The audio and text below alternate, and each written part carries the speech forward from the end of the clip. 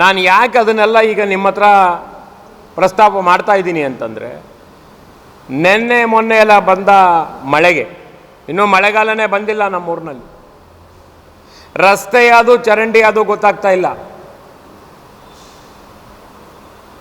ಸಾಕಷ್ಟು ಮನೆಗಳಿಗೆ ನೀರು ನುಗ್ಗಿದೆ.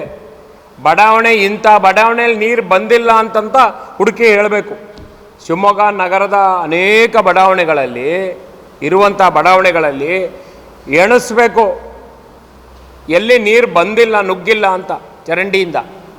ಇಂತಹ ಪರಿಸ್ಥಿತಿ ಶಿವಮೊಗ್ಗ ನಗರದಲ್ಲಿ ನಿರ್ಮಾಣ ಆಗಿದೆ.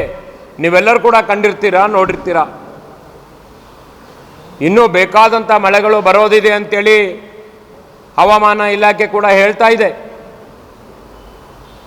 ನಮ್ಮ ಸ್ಮಾರ್ಟ್ ಸಿಟಿ ಶಿವಮೊಗ್ಗನ ಅಗ್ಲಿ ಸಿಟಿ ಮಾಡಿಬಿಡ್ತಾ. ನಾವು ಅವತ್ತೇ ಎಷ್ಟೋ ವಾಸಿ ಚೆನ್ನಾಗಿದ್ದುವ, ಹಾಗಾದ್ರೆ ಧೈರ್ಯವಾಗಿ ಜೀವನ ಮಾಡ್ಬೋದಿತ್ತ ಶಿವಮೊಗ್ಗ ನಗರದಲ್ಲಿ. ನೆಮ್ಮದಿಯಲ್ಲಿ ಮಳೆ ಬಂದರೂ ರಾತ್ರಿ ಹೊತ್ತು ಮಲಗ್ಬೋದಿತ್ತು. ಇದು ಅಗ್ಲಿ ಸಿಟಿ ಆಯ್ತಾ? ಮುಂದೇನು ಮಾಡ್ಬೇಕು ನಾವು?